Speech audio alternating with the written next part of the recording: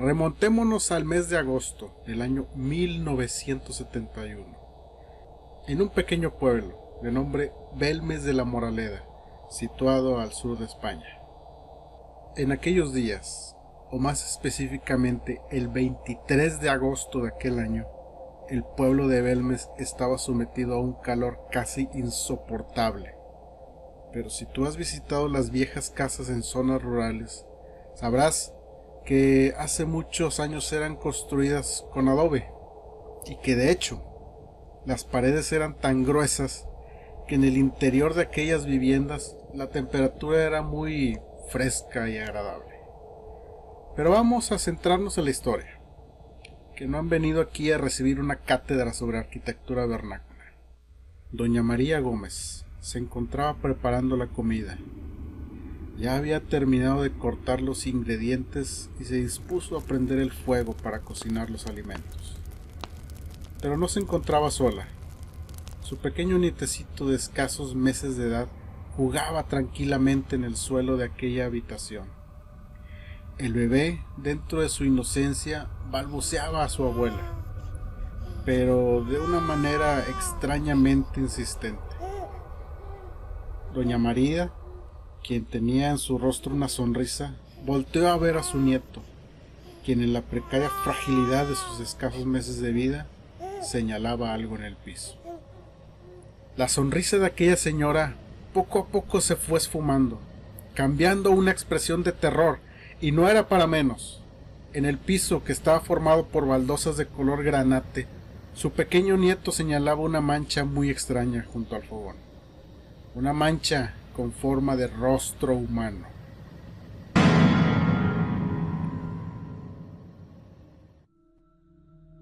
Pero no era un rostro humano cualquiera. Pareciera ser el rostro de una persona deforme y con una expresión de eterna angustia, como si estuviese sufriendo mucho y le costara demasiado trabajo expresarlo.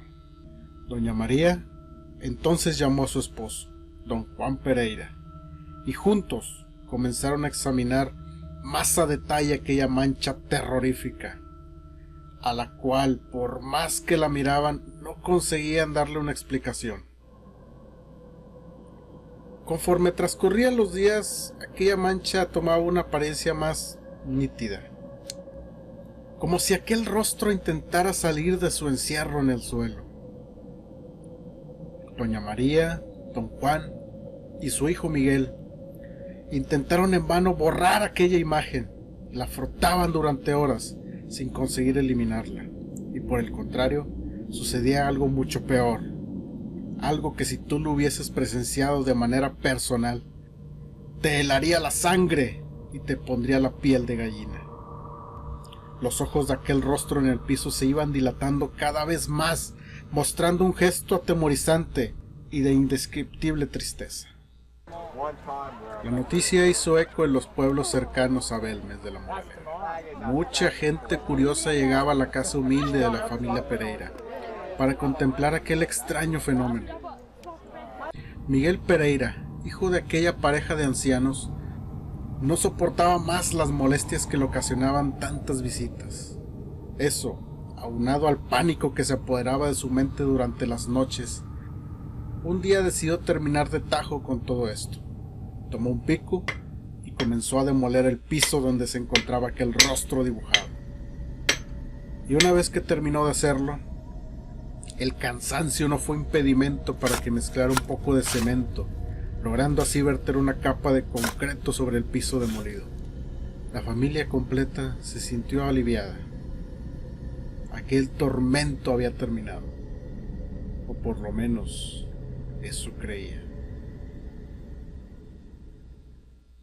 La familia Pereira no pudo disfrutar ni siquiera un mes entero de paz y tranquilidad, puesto que extrañamente, a los 20 días transcurridos desde que Miguel había removido el piso de la cocina, surgiría una segunda cara, pero con los rasgos faciales mucho más definidos. La familia sabía que esto sobrepasaba sus límites y decidió tomar cartas en el asunto. Primeramente, Recortaron la sección del piso donde se había dibujado ese segundo rostro. Lo enmarcaron y lo colocaron en la pared de aquel cuarto. Miguel decidió acudir con las autoridades y con ayuda del maestro de obras del ayuntamiento de Belmes de la Moraleda, excavaron un foso en el lugar de la aparición de ese primer rostro. 1 metro con 50 centímetros de diámetro, por casi 3 metros de profundidad. Fueron las dimensiones de esta excavación. Lo que encontraron ahí fue realmente escalofriante. Habían encontrado huesos humanos. Se realizaron los estudios pertinentes de carbono 14, determinando que los restos encontrados pertenecían a un antiguo cementerio del siglo III. Esto concordaba con la historia del pueblo, que data del siglo XV. En pocas palabras, el pueblo de Belmes fue construido sobre un viejo cementerio. Todo indicaba que el caso había terminado. Sin embargo, esto apenas estaba comenzando. Como si se tratara de una broma macabra, o tal vez para llamar más la atención. Como si estos rostros trataran de decirnos algo, queriendo ser vistos y negándose a desaparecer. Ya no solo resurgía aquel rostro lleno de angustia, sino que sucedió algo peor. Nuevos rostros aparecieron, y en gran número. El terror nuevamente invadió a Miguel, quien sin pensarlo 2 veces, tomó el pico entre sus manos y demolió uno a uno aquellos rostros que en silencio parecían estar gritando su nombre. Un piso completamente nuevo adornaba la cocina de Doña María. Pero de nuevo ocurrió lo inesperado. Más y más rostros surgieron, pero a diferencia de los anteriores, ahora se podían distinguir no solo rostros femeninos y masculinos, sino que ahora se alcanzaban a distinguir cuerpos. Algunos vestían con ropa elegante, otros desnudos, e incluso se alcanzaban a percibir meciendo sus cabellos al viento. Tiempo después, a finales del año 1976, un conocido parapsicólogo, don Germán de Argumosa, junto a un séquito de sus colegas, procedieron a levantar del suelo de la cocina la imagen que es hasta el día de hoy la más clara y nítida de todas, que fue bautizada como El Pelao. Nuevamente, el piso de la cocina fue demolido en su totalidad para dar paso a uno nuevo.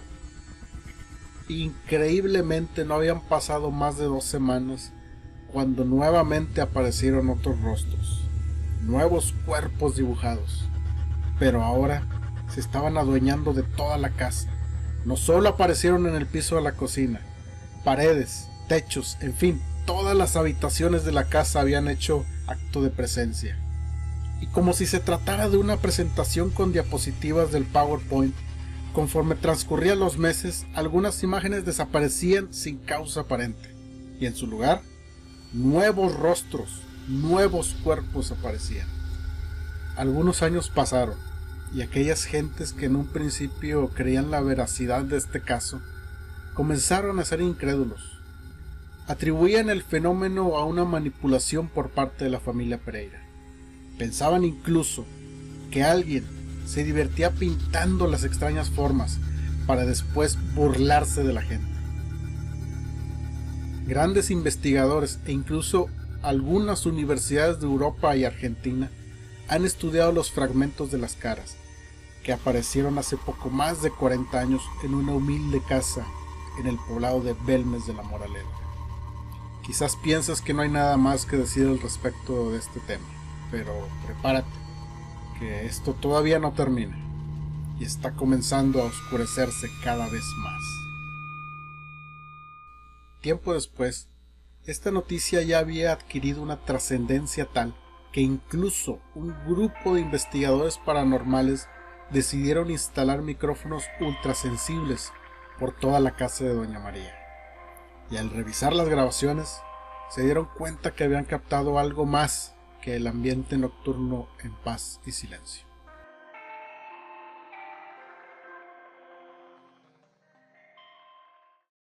Muy fiel esa huella que hemos visto ahí.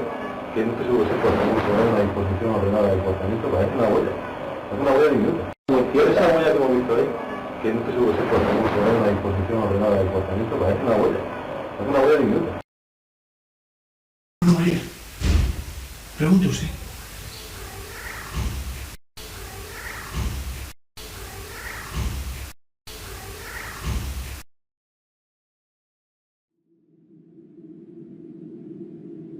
Hay una grabación muy importante donde se le invita a María a preguntarle directamente a los entes de su casa. Escuchemos. Bueno, el por qué han venido aquí a mi casa.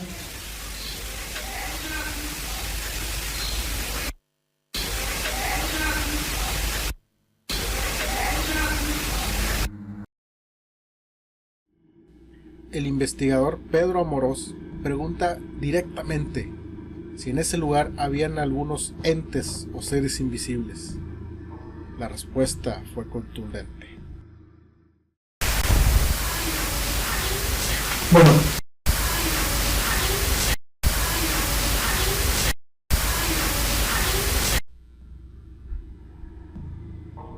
Pero por si esto fuera poco, el investigador se dirige a una de las teleplastias y pregunta tajantemente: ¿de quién son estas caras?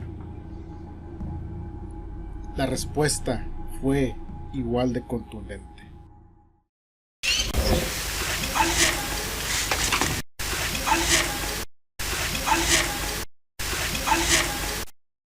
Lo escalofriante del asunto es que la mismísima María afirmaba que tenía una antepasada con ese nombre.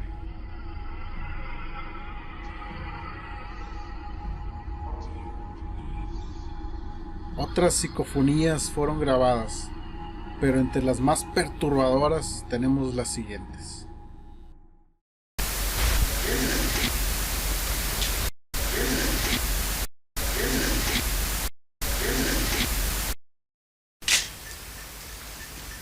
Matar a él, matar a él, matar a él, matar a él.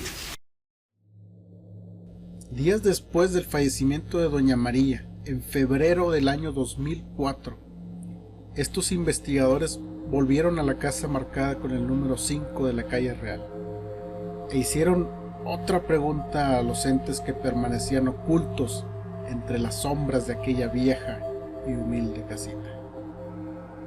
¿Dónde está María? chavales, si no me pago.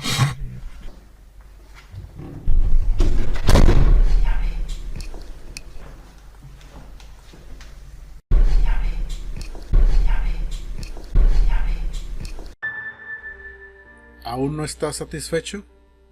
¿Qué pensarías si te digo que a mediados del año 1973 se ordenó cerrar por completo la casita de Doña María? Esto durante un periodo de 3 meses exactos y ante notario público. Lo que ocurrió pasados esos 3 meses es que al abrir de nuevo la casa dejó sorprendidos a propios y extraños. 18 nuevas caras aparecieron ante la incredulidad de los escépticos.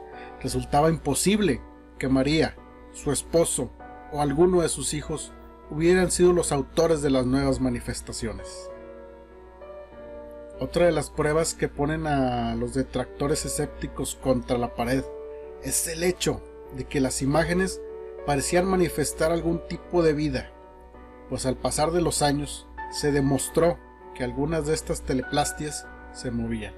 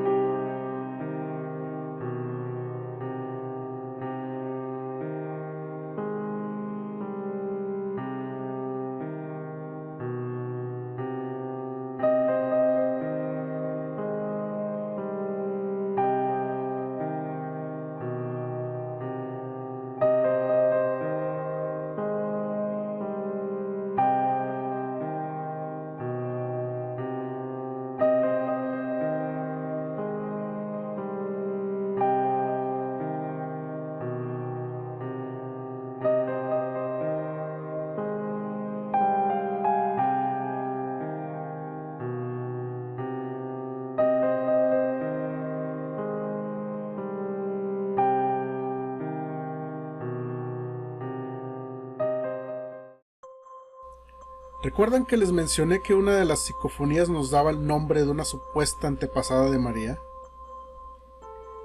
Resulta que hay otra hipótesis, que dice que los rostros pertenecen a algunos familiares de María que murieron durante los hechos trágicos de la Guerra Civil en Jaén, 78 años atrás.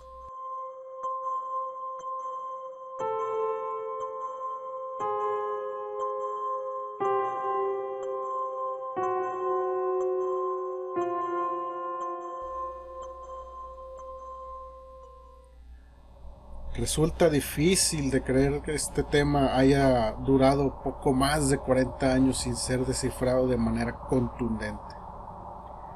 Hay quienes creen que todas las imágenes fueron obra de María y sus hijos.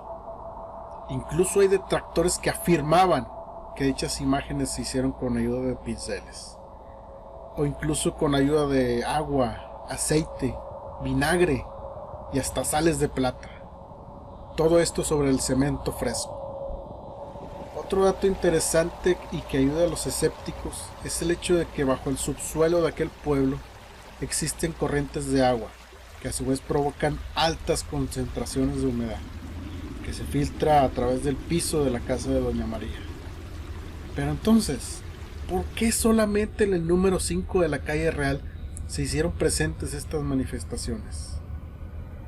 ¿Por qué en las casas contiguas no sucedió lo mismo? Esto es un misterio que quizás nunca sea resuelto, y es sin duda uno de los fenómenos de parapsicología más importantes de España en el siglo pasado.